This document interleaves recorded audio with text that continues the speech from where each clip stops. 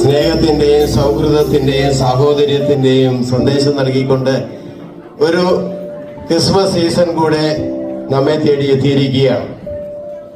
ഒരു 2000 വർഷങ്ങൾക്കപ്പുറത്ത് ബെത്ലഹേം നഗരിയിലെ ഒരു കന്നുകാലി തൊഴുത്തിലേക്ക്, അതിന്റെ പ്രതീകമായ ഈ പുൽക്കൂട്ടിലേക്ക് ഞാൻ നിങ്ങളെ സ്വാഗതം ചെയ്യുകയാണ്.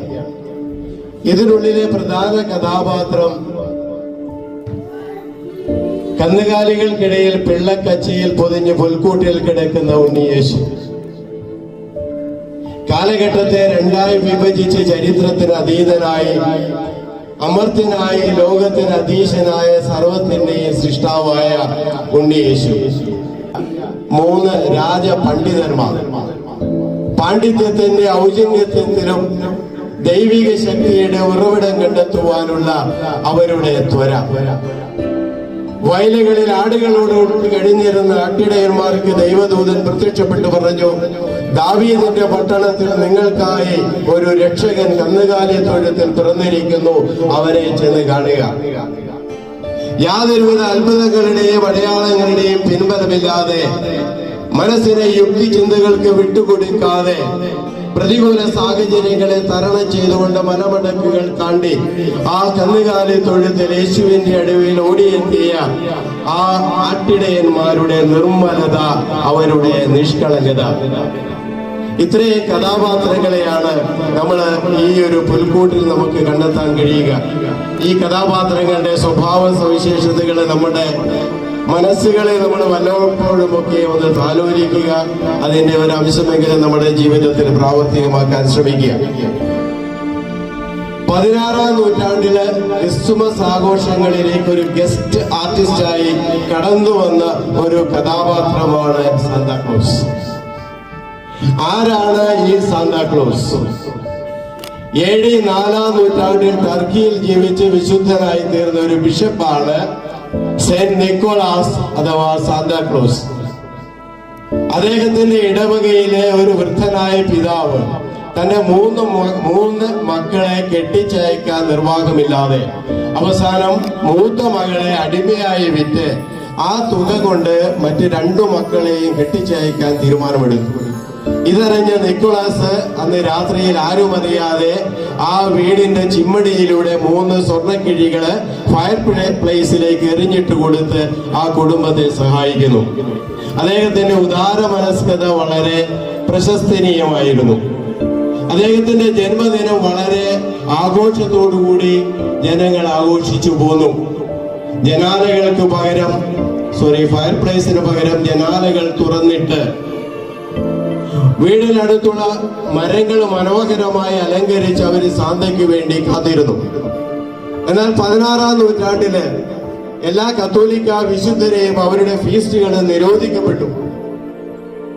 എന്നാൽ ഈ റിഫോർമേഷൻ കാലഘട്ടത്തില് സാന്തയെ മാത്രം അവരുടെ ഹൃദയത്തിൽ നിന്നും എടുത്തു മാറ്റാൻ ഒരു റിഫോർമേഷനും ഒരു നവോത്ഥാനത്തിനും കഴിയുമായിരുന്നില്ല. അതുകൊണ്ട് അവര് സാന്തയുടെ ഈ ഫീസ്റ്റ് ക്രിസ്തുമസുമായി മേർജ് ചെയ്തു. അങ്ങനെയാണ് ആദ്യമായിട്ട് 16ാം നൂറ്റാണ്ടിൽ ക്രിസ്മസ് ആഘോഷങ്ങളിലേക്ക് സാന്ത കടന്നു വരുന്നത്. പിന്നീട് അങ്ങോട്ട് നമ്മുടെ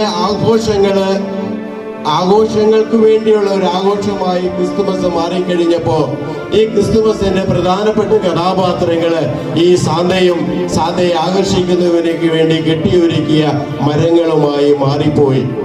ഇന്ന് ആ സാന്തയ്ക്കും മൂല്യശോഷണം സംഭവിച്ചിരിക്കുന്നു. വയറ് കുലുക്കി തുള്ളുന്ന ഒരു ബഫൂണായി, ബിയറിന്റെയും കോളയുടെയും പരസ്യത്തിൽ പ്രത്യക്ഷപ്പെടുന്ന ഒരു ഐക്യനായി ഇന്ന് സാന്ത മാറിയിരിക്കുന്നു. കച്ചവട സംസ്കാരത്തിന്റെ, വാണിജ്യവൽക്കരണത്തിന്റെ, ഹലോവിയൻ സംസ്കാരത്തിന്റെ ഭാഗമായി ചുടലക്കളങ്ങളും അസ്ഥിവഞ്ചരങ്ങളും തലയോട്ടികളും കോലാഹലങ്ങളും സ്വാധീനം ചെലുത്തി കഴിഞ്ഞപ്പോൾ ഈ പുൽക്കൂട്ടിലെ കഥാപാത്രങ്ങള് ഇന്ന് നിഷ്പ്രഭമായി കൊണ്ടിരിക്കുകയാണ്. നമുക്കറിയാം, ഒരു കാർഡ് ഫാക്ടറിയിൽ ചെന്ന് നമ്മള് ക്രിസ്മസ് കാർഡിന് വേണ്ടി മണിക്കൂറുകളോളം പരതിയാൽ പോലും ഉണ്ണിയേശുവും നക്ഷത്രങ്ങളും മാലാഖമാരും അടങ്ങുന്ന ഒരു ക്രിസ്മസ് കാർഡ് നമുക്ക് കണ്ടെത്താൻ കഴിയില്ല.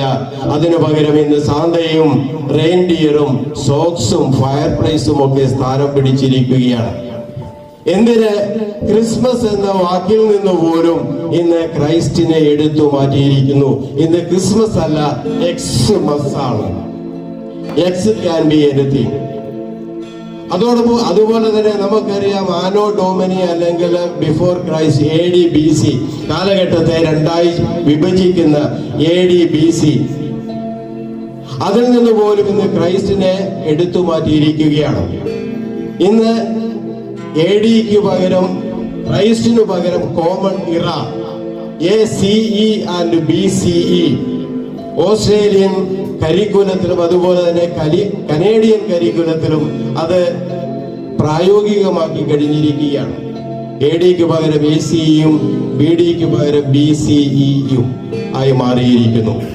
ഇത് ഇവിടെ നിലനിൽക്കുന്ന ഈ ഹലോവിയൻ സംസ്കാരത്തിന്റെ, കച്ചവട സംസ്കാരത്തിന്റെ ബോധപൂർവമായ ഒരു പ്രവർത്തന ഫലമായിട്ടാണ് ഇന്ന് ഈ പുൽക്കൂട്ടിലെ കഥാപാത്രങ്ങൾ ഇതുപോലെ നിഷ്പ്രഭമായി കൊണ്ടിരിക്കുന്നത്. സഹോദരങ്ങളെ, നമുക്ക് ഈ പുൽക്കൂടിന്റെ ആ ഒരു സംസ്കാരത്തിലേക്ക് നമുക്ക് തിരിച്ചു വരാം.